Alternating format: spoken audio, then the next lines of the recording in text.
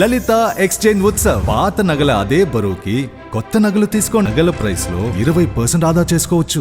Opposition పార్టీనే కాదు, సొంత పార్టీ కూడా లెక్క పెట్టుకోకుండా కడాను జైల్లో పెట్టేస్తారు తమ్ముళ్ళు. అదే జరిగింది ఇప్పుడు సాయిబాబు విషయంలో. అక్కడ నేను చూశాను, పేపర్లో కూడా చూశాం. కృష్ణా నదికి అడ్డంగా రోడ్డు వేసాడు ఆ పెద్ద బ్రహ్మాండమైన ఎమ్మెల్యే. ఆయనకి సన్మానం చేయాలి మనందరం కలిసి. ఎందుకంటే ఎవడు ధైర్యం చేయడు. నదికి అడ్డ మధ్యలో రోడ్డు వేసి మామూలుగా రోడ్లు వేయలేకపోతున్నాం, కానీ ఇసుక మాఫియా నదికి అడ్డంగానే రోడ్డు వేసి చూశారు కదా, బ్రహ్మాండంగా వేశాడు. ఆయనకి ఇవ్వాలి, బిరుదు ఇవ్వాలి. ఇప్పుడు మనం పెద్ద బిరుదు ఇవ్వాలి, సన్మానం చేయాలి అలాంటి ఎమ్మెల్యే. ఇంకా ఆయన మార్చలా, ఎప్పుడు మారుస్తాడో నాకు తెలియదు. అంటే ముఖ్యమంత్రికి బినామీ ఆయన. మొత్తం 2 జిల్లాల్లో ఇసుక మొత్తం లావాదేవీలు ఆయనే చూశాడు. ఆ విషయం చాలాసార్లు చెప్పాం. పాపం ఈ సాయిబాబు, నాగేంద్ర వీళ్ళు ఎదురు తిరిగారు, మాట్లాడారు. ఏదైనా కావచ్చు కానీ మాట్లాడారు. మాట్లాడితే ఇద్దరిపైన లిక్కర్ కేసు పెట్టేశారు. కర్ణాటక నుంచి ఏదో తెలంగాణ నుంచి లిక్కర్ తెచ్చినట్టు. ఇంకో పక్కన అక్కడనే మీరు చూస్తే చాలా కేసులు ఎస్సీ ఎస్టీ యాక్ట్లు పెట్టి, కడాను 80 పీడీ యాక్ట్ పెట్టి 83 రోజులు జైల్లో పెట్టేశారు. ఏం తమ్ముళ్ళు, గొప్పోడే కదా ఇతను. ముఖ్యమంత్రిని మెచ్చుకోవాలి కదా మనం. అంటే ఇసుక దందా చేస్తా ఉంటే, ఇసుక దందా చేశారని చెప్పితే కాదు, వినకపోతే పోరాడితే కడాని ఈ పోలీసులు కలెక్టర్ కూడా పీడీ యాక్ట్ పెట్టి 83 రోజులు పెడితే కడాను కోర్టు కరుణించి బెయిల్ ఇచ్చింది. కానీ లేకుంటే శాశ్వతంగా జైల్లో పెట్టేయాలనుకున్నారు పాపం అతన్ని. అదే మరిగా నాగేందర్ని కూడా లిక్కర్ కేసు పెట్టారు. ఎస్సీ అట్రాసిటీ యాక్ట్ పెట్టారు. కడాన 1-2 రోజులు జైలు పోయాడు అనుకుంటాను. 4 రోజులు 3 రోజులు ఉన్నాడు. కడాన బెయిల్ వచ్చింది. బెయిల్ రాకపోతే ఆ కోర్టులో కానీ రాకపోయింటే ఆయన కూడా జైల్లోనే ఉండేవాడు.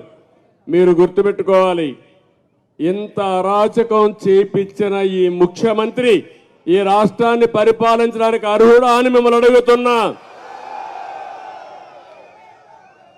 ఇలాంటి వ్యక్తుల్ని మనం క్షమించాలా అని మిమ్మల్ని అడుగుతున్నా. అందుకే తమ్ముళ్ళు, ఈరోజు నేను ఒకటే మిమ్మల్ని అందరినీ కోరుతున్నా. ఈరోజు మీ పట్టుదల నేను చూశాను. మిమ్మల్ని అందరినీ మనస్ఫూర్తిగా అభినందిస్తున్నా. ఈరోజు ఇక్కడికి వచ్చిన వాళ్ళు కొంతమంది రాష్ట్రంలో ఇప్పటికే వలసలు ప్రారంభమయ్యాయి. ఎక్కడికక్కడ రాష్ట్రాన్ని కాపాడుకోవాలన్న ఆలోచన ఉండే ప్రతి ఒక్క వ్యక్తి జగన్మోహన్ రెడ్డిని ఇంటికి పంపించడం తప్ప వేరే మార్గం లేదని చెప్పి కూడా నేను మీకు తెలియజేస్తున్నా.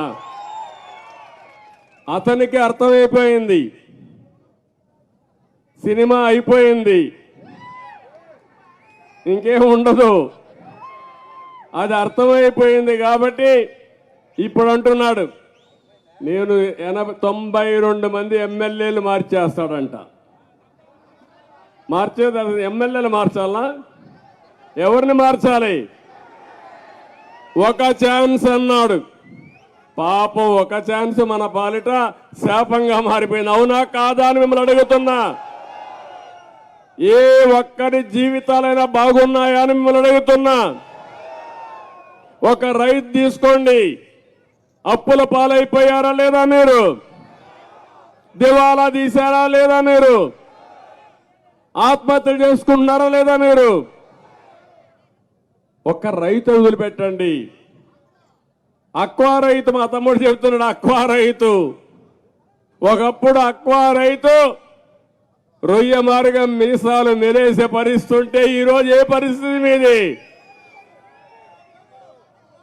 మొత్తం అక్వా కానీ హార్టికల్చర్ కానీ ఆదాయం వచ్చే పంటలు నేర్పిస్తే వాళ్ళందరినీ ఎట్ట చితగొట్టాలో చితగొట్టాడు ఈ జగన్మోహన్ రెడ్డి. ఏమనాలో నాకైతే అర్థం కావడం లేదు. మళ్ళీ నేను వచ్చిన అక్వా రైతాంగాన్ని బాగుపరుస్తామనే వారికి చాలా ఇబ్బందులు ఉంటాయి. ఎందుకంటే ప్రపంచం మొత్తం మార్కెట్ ఎస్టాబ్లిష్ చేశాం. అమెరికా దగ్గర నుంచి అన్ని దేశాల్లో ఆంధ్రప్రదేశ్ చేపలు రొయ్యలు తినేవాళ్ళు. ఇప్పుడు ఎప్పుడైతే జగన్మోహన్ రెడ్డి పుణ్యం కట్టుకున్నాడో వేరే దేశాలు అభివృద్ధి చేసి ఆ మార్కెట్ వాళ్ళు ఆక్యుపై చేసుకున్నారు. రేపు రాబోయే రోజుల్లో మార్కెట్ కూడా కష్టం ఉండే పరిస్థితి వస్తుంది. నేను ఒకే విషయం మీరు గుర్తుపెట్టుకోవాలి. ఒక వ్యక్తి ప్రభుత్వ విధానాల వల్ల మీ జీవితాల్లో వెలుగు తీసుకొచ్చే అవకాశం ఉంటుంది. ఒక వ్యక్తి ప్రభుత్వ విధానాల వల్ల వ్యవస్థల్ని సర్వనాశనం చేస్తే మీ జీవితాలు కూడా నాశనం అయిపోయే పరిస్థితి వస్తుంది. అదే ఈ 5 సంవత్సరాలు జరిగిందని చెప్పి కూడా నేను మీకు తెలియజేస్తున్నా. ఇటీవల నేను చాలా దేవాలయాలకు వెళ్ళాను. మేరీమాత దేవాలయానికి కూడా ఇక్కడ వెళ్ళాను, చర్చికి కూడా వెళ్ళాను. అందరి దగ్గర పూజలు చేసిన తర్వాత నిన్న ఈరోజు మీరు చూస్తే నేను 2 యజ్ఞాలు చేశాను. ఒకటి సుదర్శన నారసింహ యోగం, 2 చండీ యాగం చేశాను. నా కోసరం కాదు, ఈ రాష్ట్రంలో ఉండే ప్రజల కోసం నేను ఈ యజ్ఞాలు చేశాను. మానవ ప్రయత్నం చేస్తాం, పోరాడతాం, దేవుడు కూడా సహకరించాలి, ఆశీర్వదించాలి. అందుకే ఈ యజ్ఞాలు కూడా చేశానని చెప్పి నేను మీకు తెలియజేస్తున్నా. మీ అందరి ఆశీస్సుల ద్వారా 45 ఏళ్లుగా నాకు ఇంకేం పదవులు అవసరం లేదు. ఆ విషయం మీరు గుర్తుపెట్టుకోవాలి. నా రికార్డు ఎవరు ఇంక బద్దలు కొట్టలేరు. సమైక్య ఆంధ్రప్రదేశ్లో 9.5 సంవత్సరాలు నేను ముఖ్యమంత్రిని. ఆ రికార్డు ఎవరైనా మళ్ళా బద్దలు కొడతారా? సమైక్య ఆంధ్రప్రదేశ్లో 10 సంవత్సరాలు ప్రతిపక్ష నాయకుడిని. మళ్ళా ఎవడన్నా 10 సంవత్సరాలు అక్కడ ప్రతిపక్ష నాయకుడు అవుతాడా? ఇంకా ఇక్కడ 5 సంవత్సరాలు ముఖ్యమంత్రిని, 28 సంవత్సరాలుగా నేను పార్టీ అధ్యక్షుడిని. దేశంలో ప్రపంచంలో ఒక గౌరవాన్ని తెచ్చాను. మీ అందరి యొక్క ఆశీస్సుల వల్ల నేను గౌరవం వచ్చింది నాకు కానీ, రాష్ట్రానికి కానీ, తెలుగు జాతికి గౌరవం తెచ్చాను తప్ప ఎక్కడ కూడా తెలుగు జాతికి అపఖ్యాతి తేలేదని మరొకసారి మీకు తెలియజేస్తున్నా.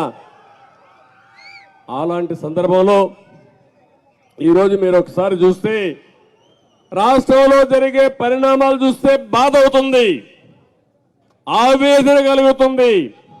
ఓసారి రాత్రులు నిద్ర కూడా రాదు. నా కోసరం కాదు, జరిగే సంఘటనలు చూసిన తర్వాత 1-2 కాదు, ఒక్క ఛాన్స్ పాపం ఈ 4 సంవత్సరాల 9 నెలలు అయింది. ఈ 4 సంవత్సరాల 9 నెలల్లో అందరూ కూడా మా తమ్ముడు గోయిందా గోయిందా అంటున్నాడు. కడాన నిస్సహాయ స్థితికి వచ్చినప్పుడు దేవుడే దిక్కు అనుకుంటా ఆ పరిస్థితికి వచ్చా. అందరం కాదు, మన చేతుల్లోనే ఉంది. మన రాత తిరగ రాసే శక్తి మన చేతుల్లో ఉంది.